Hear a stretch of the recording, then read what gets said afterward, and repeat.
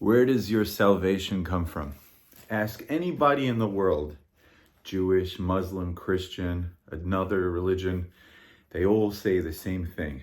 My salvation comes from God. It's great. It sounds amazing. Everything comes from God. But what does that really mean? How do we apply that to actually have a better life? This is Bonita. Say hi. Bonita is going to help us have this conversation. So here's what I'm thinking. We all are in this together. Whatever religion you're from, unless you're from a religion that I'm not familiar with, you're waiting for something. A Messiah, a second coming. But whatever it is, you're currently living in a position where you are not fully satisfied with the situation you're in. And that means you're living in your own imperfect world. You have problems, you know of illness, relatives, friends, death, you know of troubles, financial. Everybody knows of some sort of trouble because that's how God threads the world together. That before the final salvation comes, where everything will be bliss, we don't have complete salvation. So the salvation that we experience on a day-to-day basis is pieces. We have to look for the little pieces that remind us to look forward to the final salvation.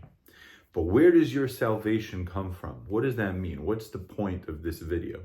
The point is that if we're all waiting on the final salvation and we're still all living with challenges, whether of our own, of our relatives, but whatever we're going through, none of us are at 100%. Might have great motivation, might be 100% a happy person, you've worked on your character, but you have challenges. Salvation comes from other people. It comes from yourself. The irony, although God is behind everything, He is the wizard behind the curtain.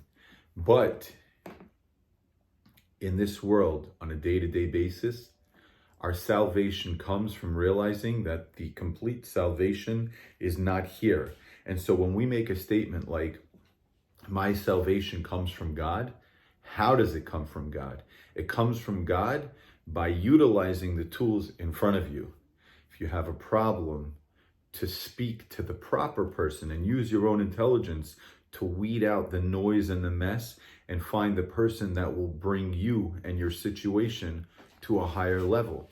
Whether you're having financial trouble or, God forbid, health issues, marital issues, trouble raising your children, trouble with your own sadness, happiness, depression, whatever the situation might be, God has created the world so that your salvation that comes from Him is given to you through others. Advice, a lending hand, a shoulder. It comes in very, very many different ways. But the key is to understand that while we are still in this limbo, in this landing pattern where we haven't finally touched down yet, it is a wonderful to say, oh God, we have complete faith, we love you. But you know, especially in Judaism, we're taught we have to put in the effort. So just to sit there and say, oh, God will take care of me, that's not a beautiful thing. That's a terrible thing. It's a piece. It's like, imagine a surgeon does a cut and nothing else. That makes him a monster. He's got a cut so he could do the surgery. Yes, we have to have faith in God. How do we have faith in God? By allowing the world around us to help us. Go outside, breathe that fresh air. Go to a friend, speak to them about your issue, somebody who's going to help you, not encourage you to make a bigger mess of things or to feel badly for yourself. But where does your salvation come from? It's all around you. You just have to figure out the right way to pick it out. If you'd like to post any comments or questions or thoughts, I'd love to help you out as much as I can. I know nothing, not much, if anything at all. But I wish you all blessings and success and happiness and health ever increasing happiness in all areas of your life. God bless you. Bonita, say goodbye.